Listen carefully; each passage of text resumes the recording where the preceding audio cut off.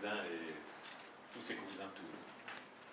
Chassez qu'aujourd'hui on s'ajoute à vous, donc nous formons la même équipe pour le temps que nous allons passer ensemble, mutualiser nos connaissances dans la persévérance et dans la culture, qui reste la devise au niveau du réseau citoyenneté contre du Maya. Très souvent on entend parler du réseau, mais en fait c'est le réseau séné de la citoyenneté mondiale, séné cultivé. On veut cultiver la citoyenneté mondiale parce que nous sommes en période de globalisation. Il n'est pas possible qu'on puisse se développer, s'épanouir, qu'on puisse accéder aux emplois, qu'on puisse produire de la richesse si on ne se met pas dans le cadre de la globalisation, et ça demande une certaine citoyenneté mondiale.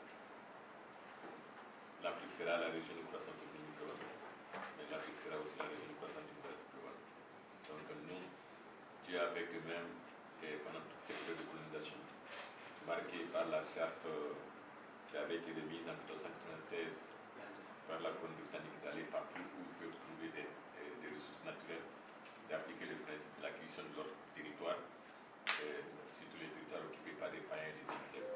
Nous avons été tous frappés par ça. Le code minier, le code pétrolier, tout est basé un peu sur ça. Ça fait que finalement, le développement humain, le plein emploi, chez nous, ça devient une illusion. Et il n'y a aucune raison qu'en 2012, au moment où le Mali tombait, que Rangoul disait que j'avais suffisamment de réserves de trésorerie et que j'avais une capitalisation de 10 milliards de dollars et que je peux financer n'importe quelle mine à travers l'Afrique. Mais c'est à partir de qui? C'est à partir des ressources et des réserves du Mali. Parce qu'il n'avait à l'époque que 4 000, 3 000 au Mali et une mine en Côte d'Ivoire. Et même en 2015, le rapport qui est sorti récemment, il dit que Rangoul n'a aucune dette. Et on va l'illustrer par un cas très simple pour que la loi doit être appliquée, parce que la loi permet de corriger cette inversion de nos droits économiques, qui est propre aussi au partenariat mondial pour le développement, au partenariat international relatif aux droits économiques. Ils ont créé Ngoto. Ngoto, la première année, 41 milliards de capital d'investissement, remboursé la première année, distribué 32 milliards 500 millions de dividendes, 26 milliards pour eux, et 6 milliards 500 millions pour nous. On continue depuis 2012. J'ai vu des chiffres récemment que ça va connaître jusqu'à 2027 avant de commencer à aller sous terre. Et on est assis. On n'avait même pas les moyens de payer les 4 milliards que nous on devait payer pour les 40 milliards, les 10%. Et ils ont même créé la mine avant même que ça passe par la société. Ils ont commencé à opérer avant qu'on crée la société. On est dans une situation où ça ne peut pas continuer. On aura l'autorisation du Mali et nous avons une responsabilité morale d'être de se mobiliser. On voulait simplement partager dans le cadre de la mutualisation de connaissances ce que nous avons comme connaissance. On n'a pas dit qu'on a la vérité, mais nous avons des solutions de rechange aux politiques existantes.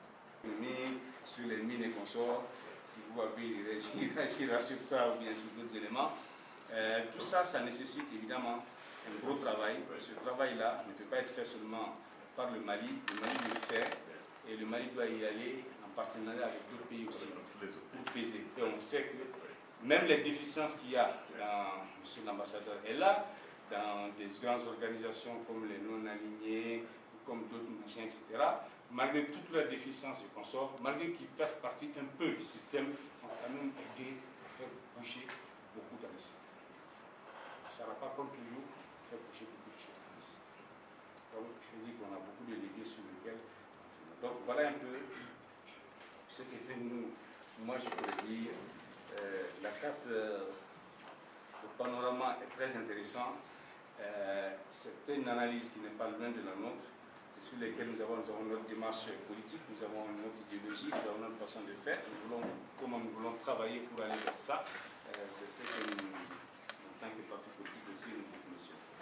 Voilà un peu, Monsieur le Président, ce que je voulais dire. Le Mali, ça fait 20 ans que nous avons des mines industrielles, et donc les premières conventions, les premières approches, on sait ce que ça a donné. Maintenant, dans le code de 2012, il y a un certain nombre d'aspects sur lesquels nous avons insisté. On a dit d'abord, le plan de fermeture des mines, il faut que ce soit clairement codifié. Il ne faut pas que nous, dans les mines d'Atoura, où on n'a rien laissé aux populations, il n'y a pas même pas de capacité de continuer à vivre décemment d'une activité génératrice de revenus. Donc on a mis cela dans le code. On a mis aussi en annexe du code un minimum de plan de développement communautaire. C'est-à-dire quand tu signes ta convention, tu adhères à engager des politiques de développement communautaire dans la localité. C'est dans ce code-là que ça est, les codes SINAFO. Et il y a aussi tous les aspects environnementaux et autres, donc pour prendre en charge les préoccupations. C'est-à-dire que, quel que soit là où on se trouve à un moment donné, un moment j'étais du côté du gouvernement, aujourd'hui je suis dans le privé, je conseille des mines, mais je travaille aussi pour le gouvernement. Moi je fais des études pour le gouvernement, pour voir comment renforcer les capacités. C'est-à-dire pour que nous nous trouvons, et d'ailleurs dans le programme Mali Horizon 2030 qu'on va vous donner, vous allez voir tous ces aspects-là, peut-être en filigrane, mais tous ces aspects sont consignés. C'est la base pour toutes ces approches-là est nettement consignée dans notre programme.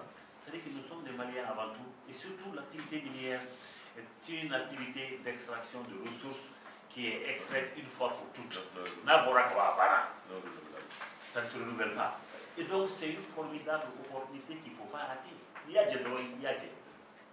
Et donc ça veut dire quoi? Au moment où tu autorises l'activité minière, il faut que tu aies les capacités. Moi, qu'est-ce que nous avons voulu faire? Et c'est nous qui avons commencé cela. D'abord, l'école africaine des mines, c'est nous. L'école devait être inaugurée en octobre, en septembre 2012. Halibi, à Kobesena. On avait même le site avec le plan quand on quittait les affaires. Il y a aussi donc tout ce qu'il y a comme approche d'activité minière, surtout créer une structure auprès du gouvernement. Ça peut être essentiellement le ministère des Finances, mais qui va contrôler l'activité minière. L'étude de faisabilité qu'une compagnie apporte. Qu'est-ce qui est vrai, qu'est-ce qui est faux, on débat là. Moi, je me rappelle Gumboto, dont vous avez parlé. Quand j'ai reçu le Gumboto, je l'ai donné à mes collaborateurs pour qu'ils regardent les aspects minéralogiques et qu'ils me disent si les études de faisabilité des aspects là sont bons ou pas. Les morailles, voilà. Donc, je veux des capacités pour contredire, pour dire à Ramgon, ce que vous dites là est vrai, ce que vous dites là est faux. Première chose, il commence à produire. Il y a plusieurs systèmes de production, comme vous le savez. Et donc plusieurs types de production.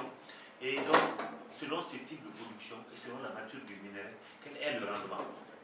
Ce rendement-là, est-ce que vous l'avez valorisé? Quels sont vos coûts de production? Quel est finalement le coût par gramme produit? Qu'est-ce qui est produit? Qu'est-ce qui est raffiné? Qu'est-ce qui est vendu? À quel coût? Donc, rien n'est contrôlé d'un bout à l'autre. Je disais au ministère des Mines, vous pouvez demander, je disais au ministère des Mines à mes collaborateurs que j'aurais honte que 20 ans après, peut-être après ma mort ou 30 ans après, mes petits-enfants découvrent que je suis passé dans ce ministère avec une telle situation. Je dis, les miniers, je ne dis pas qu'ils sont vertueux ou pas, mais de toute façon, quand on ne te contrôle pas, mais tu te sers. On va les contrôler. Voilà. Donc voilà. Et tous les éléments de la structure, les études, quand on était aux affaires, étaient là. On avait tout mis en place.